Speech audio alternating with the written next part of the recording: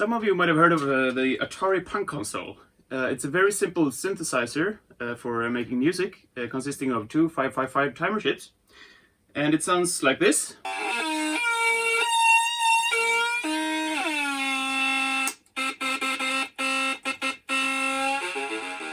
So I built this a few years back, and I also made a sequencer for it.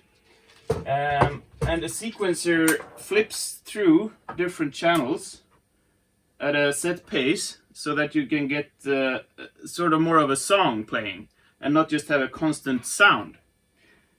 And this is a digital sequencer. Now I want to build a mechanical sequencer. So the idea is that I'll put a motor in the middle and then build 4 different synths, and they will spin, and depending on the position it'll play music. Bit hard to explain, but I hope it will come through soon. I will show you a sketch of what I've done. So this is the sketch. Now, this is the center rod that will spin, as indicated by the arrow. And there's 4 levels. And on each level you have the speaker in the center, and then the circuit here. And this circuit is the same circuit I just showed you in my punk console. So when this is in the correct position, currently the lower one here, you see that the edges here touches the top and the bottom brass rod, and the whole circuit gets power. And it'll then start to play a tone. And the tone is set by potentiometers. And I'll also have a little segment display here indicating which level is showing, just to get some more effect. And this in turn is driven by a stepper motor here in the bottom. This is sort of a top view, so you'll have a timing belt driving the middle, and you can set the BPM here with a knob.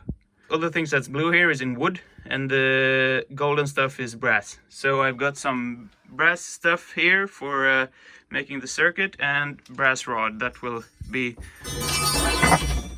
the conducting pillars here. And the base is a hexagonal woodworking base that I bought. So now I thought first thing is to get the circuit going, and I've sketched the circuit here. So this is 1 level. All the lines here will be brass wire, but I will start to make a proof of concept circuit. First thing, we need the timers, and I believe I have a box here. Any 555. Yes, I need 8, and I have more than 8. I'm happy. Then, since I have the habit of burning stuff, I will put them in holders. So I need a IC holder that has 8 legs, and I think these are what I'm looking for. I need a potentiometer to set the tone, and here is 500K audio potentiometers, and they're even brass details, so this is perfect. I will also have to put some sort of a knob on them, but that can wait until we get further into the build. Some 1K resistors, and I'm gonna use these old power resistors, not because I'm gonna need a lot of power, but because they look beautiful. So this is a 1K box. I also need some capacitors, and hopefully I will find some nice colored ones that are within the desired range of 0.1 microfarads. And then a 10 microfarad electrolytic capacitor should be in here. I need speakers. So let's start build the first synth setup.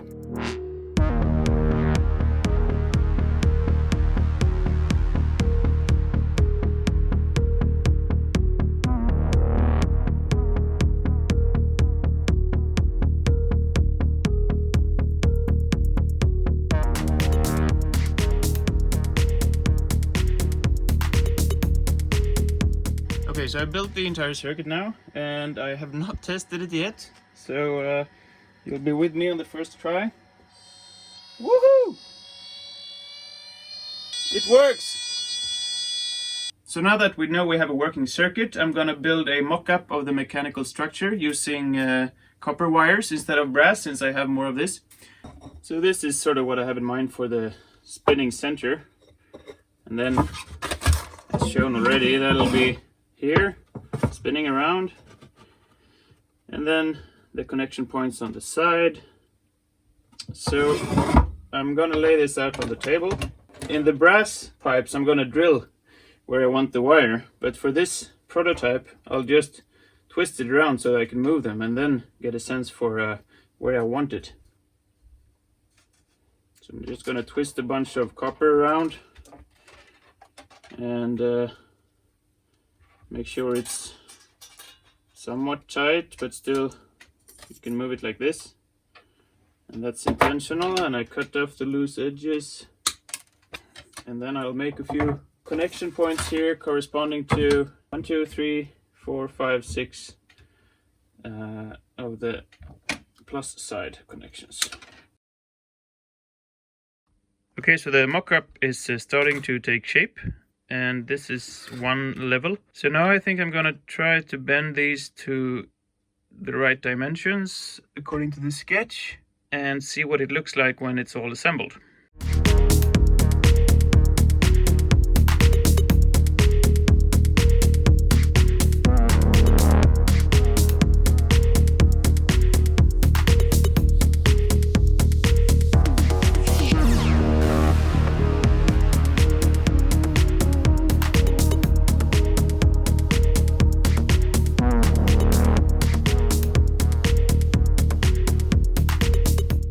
After finishing the first half, I realized I probably made it a bit too long. For the other side, I'll have only this space to play with.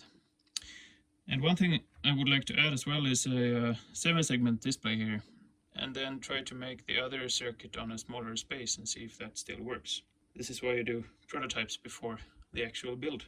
Alright, so the prototype is done, and I can show you now when I connect the minus to the bottom and the plus to the top.